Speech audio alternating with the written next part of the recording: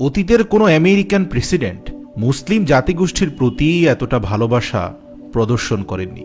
President নির্বাচিত হয়ে তার সেই সমাবেশে উপস্থিত 2 হিজাব পরিহিতা নারীর সামনে গিয়ে উচ্চস্বরে বললেন, আজ থেকে আনুষ্ঠানিকভাবে যুক্তরাষ্ট্রের সকল মুসলিমদের কষ্টের দিন শেষ হয়ে গেল। জেনে রাখুন, প্রত্যেকটি ধর্মের মতো এমনকি খ্রিস্টান ধর্মের সমান মর্যাদা দিয়েই যুক্তরাষ্ট্রে মুসলিমদের সমান অধিকার দেয়া হবে। প্রশ্ন হচ্ছে, জো বাইডেন মুসলিমদের প্রতি এতটা উদার কেন? এর জন্য জো বাইডেনের জীবন বৃত্তান্ত জানা খুবই জরুরি। তবে চলুন আজ ব্যক্তি বাইডেন সম্পর্কে জেনে আসা যাক জো বাইডেনের দীর্ঘ 78 বছরের সংগ্রামী জীবনের গল্প। বারবার মুখ থুবড়ে পড়ে গিয়েও সোজা হয়ে উঠে দাঁড়ানোর গল্প। আজকে আমরা যে বাইডেনকে দেখি, যে বাইডেন যুক্তরাষ্ট্রের নেতৃত্ব দিতে যাচ্ছেন, পৃথিবীর সবচেয়ে ক্ষমতাধর রাষ্ট্রটির সবচেয়ে ক্ষমতাধর নেতা হতে যাচ্ছেন, আপনারা জেনে অবাক হবেন এই বাইডেন একসময় আত্মহত্যা করতে চেয়েছিলেন। বাইডেন তার কর্মজীবন শুরু করেছিলেন একজন আইনজীবী হিসেবে, কিন্তু এর কিছুদিন পরেই তিনি রাজনীতিতে জড়িয়ে পড়েন।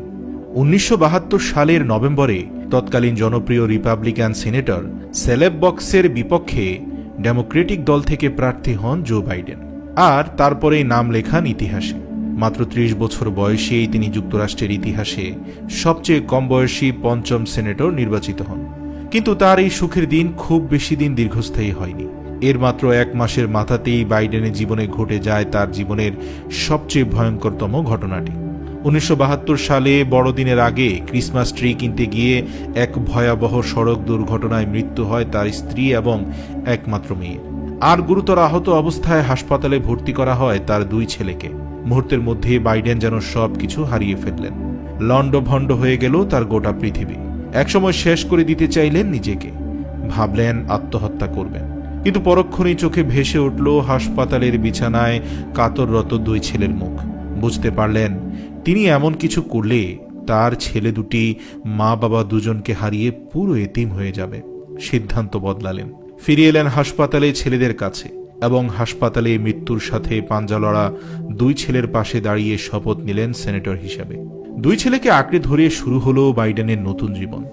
প্রতিদিন রাতে অফিস থেকে সুদীর্ঘ পথ ট্রেন জার্নি করে মাত্র 4 ঘন্টার জন্য বাড়ি ফিরতেন তিনি। উদ্দেশ্য যাতে রাতে ঘুমানোর আগে তিনি ছেলেদের সারাদিনের গল্প শোনাতে পারেন এবং সকালবেলা তাদের সাথে নাস্তা করতে পারেন। স্ত্রী নিলি হান্টারকে বাইডেন ওয়াদা দিয়েছিলেন তার স্বপ্ন 30 বছর বয়সের মধ্যেই তিনি সিনেটর হয়ে দেখাবেন এবং সিনেটর হওয়ার পরের লক্ষ্য যুক্তরাষ্ট্রের প্রেসিডেন্ট হওয়া। তিনি তার সেই ওয়াদার উপর অবিচল ছিলেন এবং 1987 সালে একবার আমেরিকার প্রেসিডেন্ট প্রার্থী হওয়ার জন্য মাঠেও নেমেছিলেন। কিন্তু তার বিরুদ্ধে অভিযোগ উঠে যে তিনি অন্যের লেখা চুরি করে নিজের নামে চালিয়েছেন। এমন অসততার অভিযোগ আনা হলে তিনি প্রচারণা থেকে সরে দাঁড়ান। এ প্রসঙ্গে বাইডেন সবসময় বলে এসেছেন তিনি আসলে কখনো লেখা চুরি করেননি, সেটি ছিল আসলে একটি ভুল বোঝাবুঝি। 2008 সালে প্রেসিডেন্ট হিসাবে দলীয় মনোনয়নের দৌড়ে নামেন বাইডেন, তবে পেরে ওঠেননি বারাক ওবামার কারিশমার সঙ্গে। এরই মধ্যে ঘটনাবহুল বাইডেনের জীবনে ঘটে যায় আরেকটি দুর্ঘটনা। ভাইস প্রেসিডেন্ট থাকাকালীন সময়ে ছেলেকে হারান বাইডেন। ব্রেন ক্যান্সারের কারণে মাত্র 46 বছর বয়সেই হারিয়ে যায় তার সেই সন্তান। এরপর 2016 সালে প্রেসিডেন্ট পদে মনোনয়নের চেষ্টা করলে সেবারও দলীয় মনোনয়ন পাননি তিনি, হেরে যান হিলারির কাছে। কিন্তু হাল ছাড়েননি জো বাইডেন এবং এর প্রতিদান হিসাবে দীর্ঘ পথ পাড়ি দিয়ে অবশেষে 2020 সালে প্রেসিডেন্ট নির্বাচনের মনোনয়ন লাভ করেন তিনি। বাইডেনের বয়স এখন 78। প্রায় দীর্ঘ 50 বছরের রাজনৈতিক জীবন, বহুদিন ধরে দেখে আসছেন হোয়াইট হাউসে যাবার স্বপ্ন, দেখেছেন জীবনের উত্থান পতন। আজ সফলতার সামনে এসে দাঁড়িয়ে তিনি বুঝতে পারছেন ধৈর্য এবং স্বপ্নকে আঁকড়ে ধরে রাখার বিকল্প নেই। এর জন্যই তিনি নির্বাচনী প্রচারণায় রাসূল সাল্লাল্লাহু আলাইহি সাল্লামের একটি হাদিস সুস্পষ্টভাবে উল্লেখ করেন। তিনি বলেন, প্রফেট মুহাম্মদ সাল্লাল্লাহু আলাইহি সাল্লাম বলেছেন, কখনো যদি কোনো অপরাধ তোমার সামনে হতে দেখো, ক্ষমতা থাকলে হাত দিয়ে বাধা দাও, যদি ক্ষমতা না থাকে তাহলে মুখ দিয়ে প্রতিবাদ করো, আর মুখ দিয়েও যদি প্রতিবাদ করতে না পারো তবে অন্তত মন থেকে ঘৃণা করো।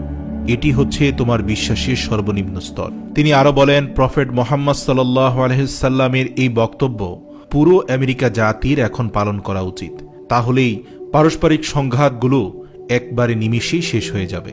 এমন সংগ্রাম মুখর যার জীবন, এমন লড়াকু যার মনোভাব, এভাবে শত ঘাত প্রতিঘাত সহ্য করেও যিনি নিজের স্বপ্নকে দৃঢ়ভাবে আগলে রাখতে পারেন, তারই উচিত আমেরিকার প্রেসিডেন্ট হওয়া।